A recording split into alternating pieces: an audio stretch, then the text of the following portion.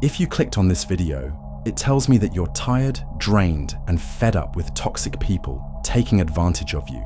You're exhausted from dealing with the same patterns over and over again. You attract narcissists, manipulators, and people who drain your energy. And you wonder why. You're kind and giving. You try to be good to people. So why do these toxic individuals keep finding you?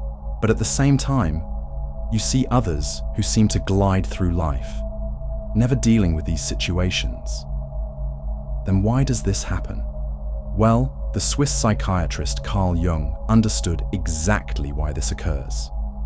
He once wrote, "Until you make the unconscious conscious, it will direct your life and you will call it fate." This quote is just as relevant today as it was all those years ago. Here's what Jung discovered. Toxic people are usually attracted to the same types of people. It's like an invisible magnetism that you can't see, but they can. There's a hidden part of your mind that's broadcasting a signal. And those toxic people, they can read that signal like a big neon sign. But Jung also figured out how to turn off that signal. And for the rest of this video, I'm going to show you exactly what that signal is, why you're sending it, and the specific steps you need to take in order to stop attracting these people forever. Because once you understand what's happening in your unconscious mind, you'll never be anyone's target. Here's something a lot of people don't understand. These toxic people that find their way into your life don't happen by chance. Narcissists, manipulators, emotional vampires, they're not just randomly picking people, they're hunting. They're drawn to something invisible to you, but crystal clear to them. And here's what's heartbreaking. They often find it in the kindest people, the helpers, the empaths, the peacekeepers, and the ones who would never hurt a fly. But here's the part that will blow your mind. Kindness, without boundaries, isn't strength. It's a signal to people who want to take advantage of you. Let me show you what this looks like in real life. There's a fascinating video of one of Carl Jung's actual patients, a woman who came to him completely controlled by her unconscious patterns. She's asking Jung what she should do about her life, and you can see how her unintegrated self is running everything. She's trapped in cycles she doesn't understand, making the same destructive choices over and over again, drawn to people who hurt her, and she has no idea why. Her subconscious is literally directing her life, and she's calling it fate. I felt that Jung should tell me what I should do, whether I should write a book, whether I should get a divorce, what I should do. And he wouldn't, and so I got mad at him.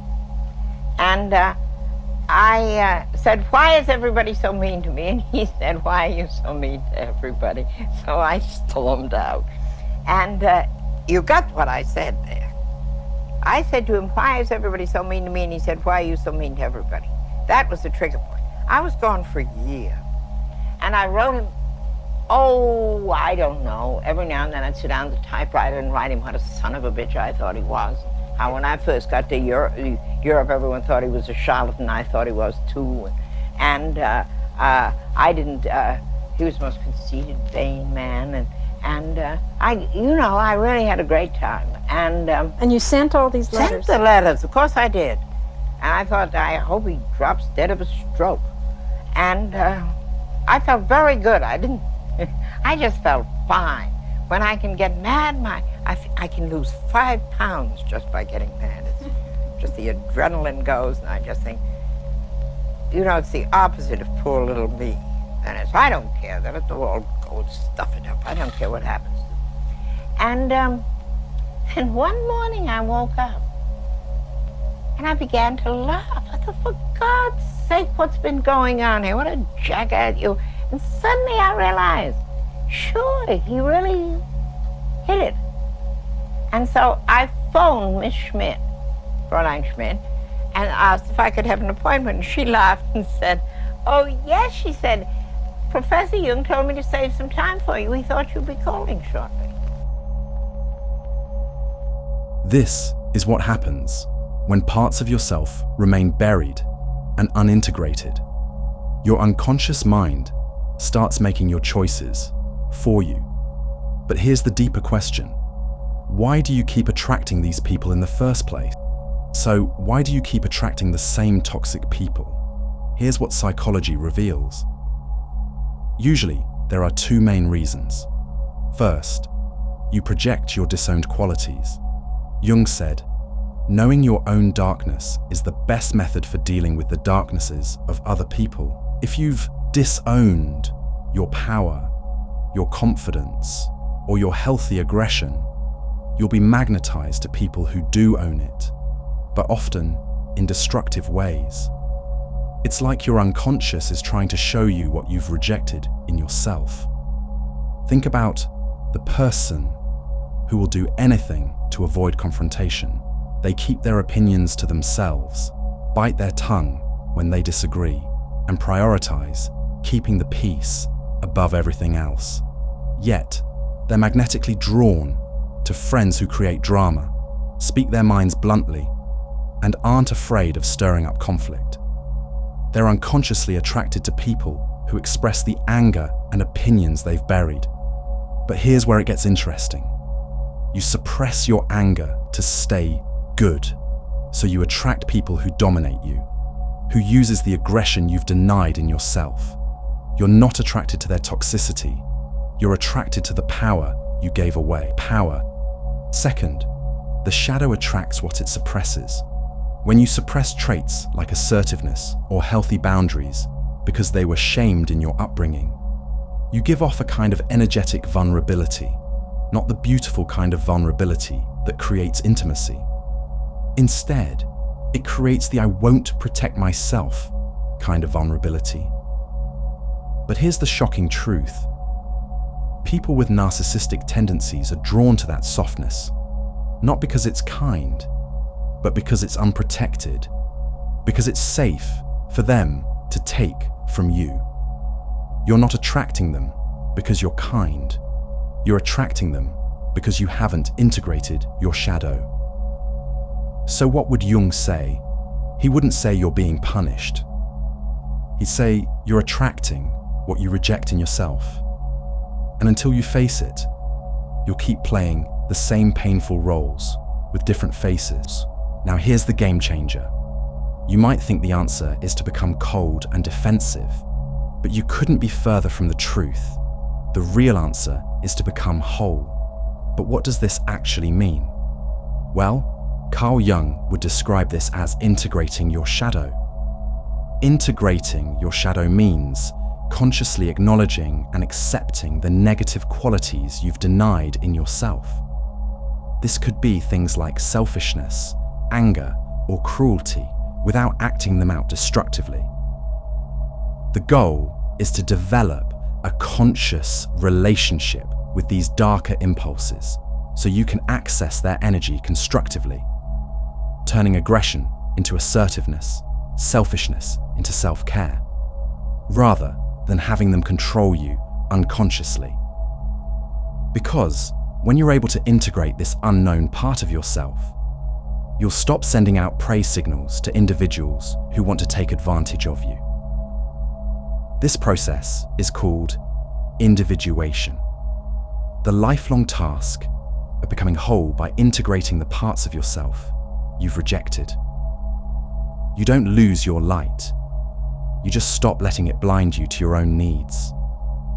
But now, you may be wondering what steps you need to take to achieve this. Well, allow me to explain. So here's exactly what you need to do. Step 1. Identify your shadow. Ask yourself this simple question. What traits do I despise in others?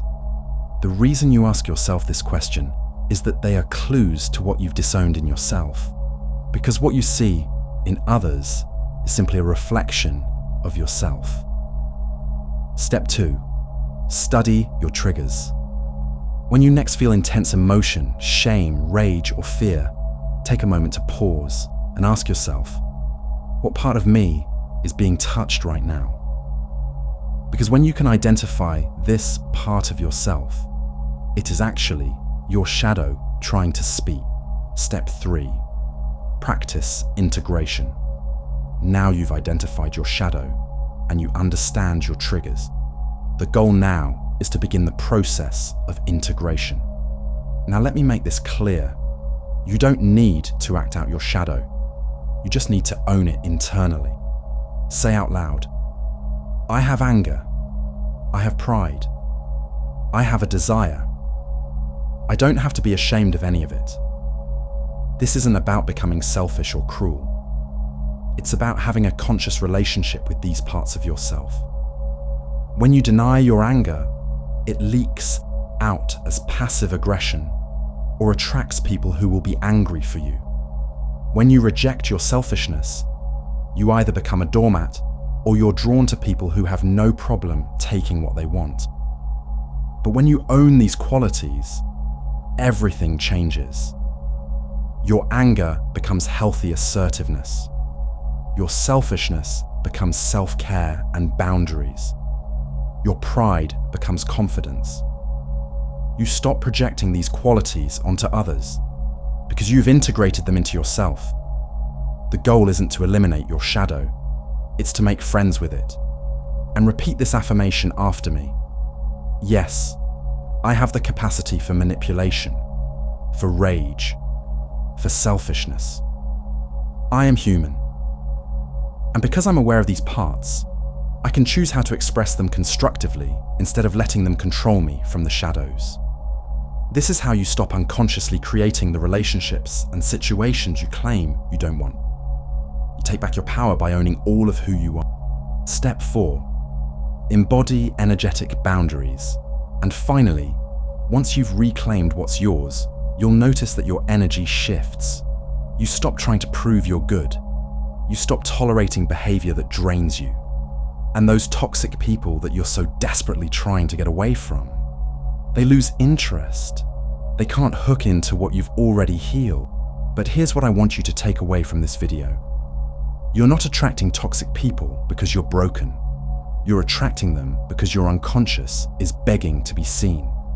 So make sure you do the inner work and do everything in your power to reclaim your fire. Predators thrive on your silence.